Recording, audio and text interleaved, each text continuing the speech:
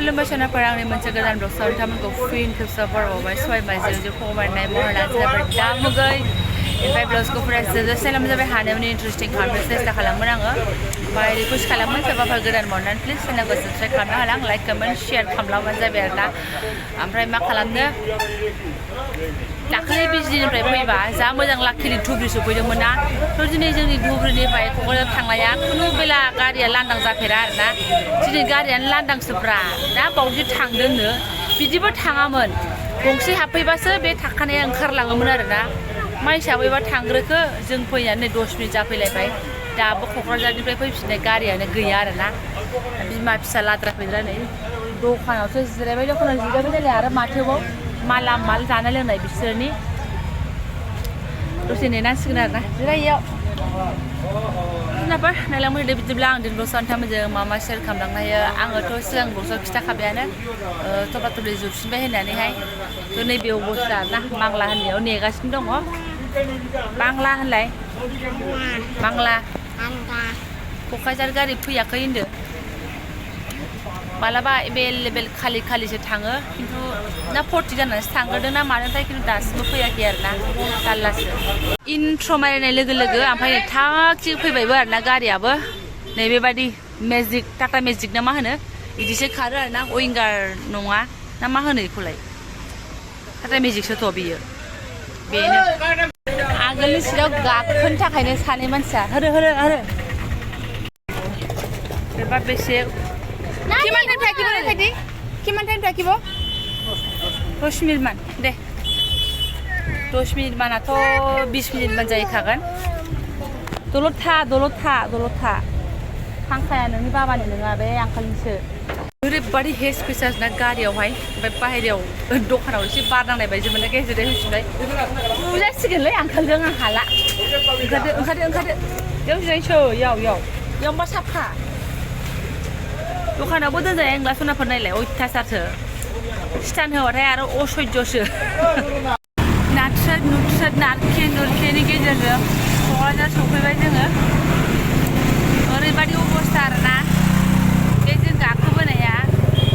ओमफ्राय जोंल'ब्रा पेसेन्जारानो रावबो गैया ओमफ्राय ससेनिफ्राय आरो एम्बु गारियावसो थिखोना हरबाय जोंखौ गावहा बल खेला नायफैगोनलायनो मा होनो क'क्राझाराव आरोना बल खेला जागासिनो आं मोनथिबावासोमोन ओरैबा ओरै थाबायबायनानै पात्ता गैला आरोना आङो मा जादों मा मादों ओमफ्राय आरो थिखो हरनानै जोंहा एम्बु गारियाव फानथाब फैबावनांबाय आरोना खुनुरुखुम जेने थेने सफैबाय डाइरेक्ट सिदा माबा लाबाय ओमफ्राय नै टाइमा मालाबानो 2टा जालायनोसै आरोना 1:30 खुनुरुखुम मोनहैसिगोन एबा गासिखौ ना बाबा खथि खालामब्ला मेंहुरोबाबो दोनहैखानोसै गावबो क्लासखौ खालामहैखानोसै मोनफैयाबाथ' गैलामोन सिन्थासो खालामबायमोन आं मोनगोन ना मोना जों ओंखारनाय मटन गारिफोरा मोनबाथ'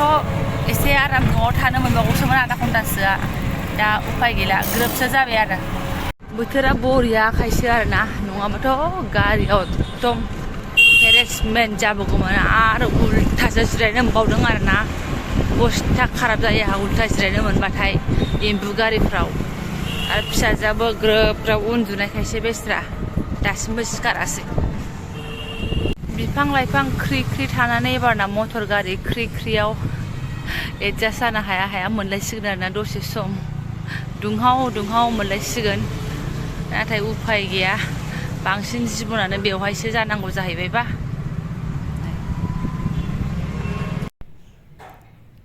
दालिफोरावसो थानोमोन आं फिसाया जि गाबबाय उन्दुनानै सफैनानै खावब्ला बेयावसो मोनफैबायना दे मामा थांफिनो आय सना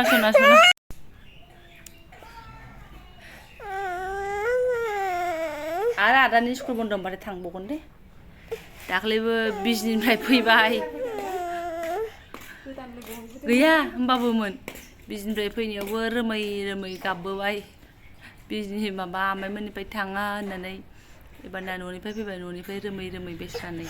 दहायबो होनखादोंमोन थाङा होननानै सनायानो गाबबाय सिदा बिदाखौ एबार क्लासाव दोनफैबाय गावखौ सोंबाय आङो ओमफ्राय थांगोन होननायखाय दोनफैबाय आरोना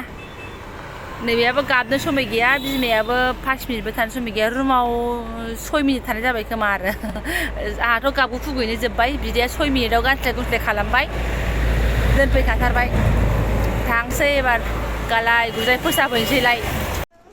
माखौ नांगौ बाबाखौ नांगौ बाबाया अबाव दं ओमफ्राय होमबा साखिनिखौ बोरै मोननो मा बाबाया डिउटि जोब्बाथाय फैगोन दे गाबोन फैगोन दे मा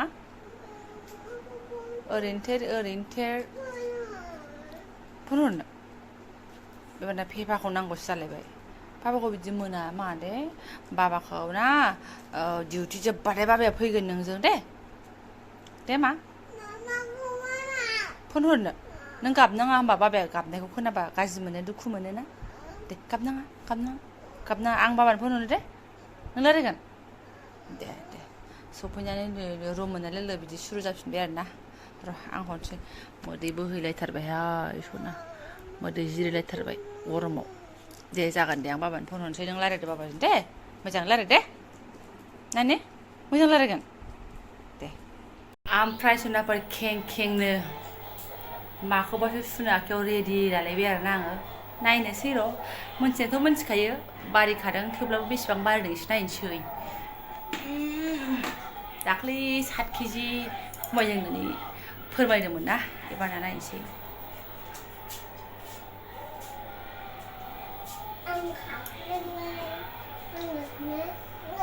3 केजि बारिबोबावबाय आं बारिफिनबाय आरोना 3 केजि जानो 100 ग्राम 200 ग्रामल' खम आरोना फुरा 3 केजि बारिबोफिनबाय सनाफोर आन्दाज मोनखादों आङो 2-3 केजिया बारिखाबाय बे होननानैहाय बारिदों आइसै खम जारला बेखौसो एकदम सुनानै आरोना आङो बेखौसो एकदम सुफैथारबाय आरोना नोंनालाय खय किल' बारिदों बोरो ओलाय सुना जाखाराखैथ' नाम्बारा फिसाजोआबो सुनो र' दे गाखोदो एबार फिसाजोना थिगैनो दंहाय मालाय आंना दे जाबाय दे नायदो ओमफ्राय दान्दिसे उनाव बोखारस्रांबाय आङो सुनोथ' मोनगोन ना मोनाथाय सुनांगौबो लुंगासे जाबाय दख'ना जि जोम अब्लाबो सिबनानै लाग'नो हाबाय आङो न'खौनो ओमफ्राय एसे मानजिनानै लानोसै आरोना मानजिथारिखाय बोरैबा गोब्राब्रा जानानै दंथारो पटापट मानजिनानै लानोसै दासो एसे बेंदों आंना जोलैयावनो खानानै ओरै जिमान खालामलाय मानजिनानै लागोनसै आं बोथ्रादनो सुस्र'नाय खामानिया जोबलायबाय एबारना हे भगबान जेब्ला नांगौ अब्लाल' सुयै लानोसै आं दाख्लै सुस्रां उल्टां फाल्टां खालामना गालांनाया बुस्रा खालामबाय जोबख'थाराहाय बिदि गोबावजों खनसे रुमाव फैबाथाय बिराद दिगदार सुबुङा एसे जाब्रा जाबथा सान्थि गेलेनायखायसो जाथ'बाय दे देहा खालायनोसै एबार बिदाखौ लायनाय टाइमाबो जानोसैयानो नै रेस्टआनो गैया बाया मोजोमा एकदम लुसुनानै जेने थेने ओंखारबाय आरोना नैबेयावथ' लुस्रा जेबो गैया दहायनि ड्रेसानो दा साफा खालामना होनोसै आं समायानो गैला बिनिसिम आरोना बिदाखौ लायनाय टाइम जानायजों खामानि एसे जोबनायजों ग्रोबसो आरोना मा बेयाव साहोगोन ना होआखोनो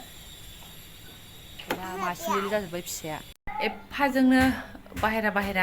मार्केटाव थांनो लागामोन फिसालानि एसे प्रजेक्टनि बुस्थुफोर नांगौ लायनो लागामोन गरम आरो अखा फिसा थाइफ्रिबावलायो आरोना दा गैथ'लालाय नै एसे सिगाङाव मोनसे थाइफ्रिदोंमोन थांनो हाला जुनाफोर दिनै आरोना बिराद बोरैबा मोनबाय आरो गान्दु गान्दा खबार सोस्रांबावनांगौ बिसिना बस्रांबावनांगौसो नै बेगनि बुस्थुफोर बहनस्रांबावनांगौसो दिनै बेखौ मावनोसै नेक्स्टआव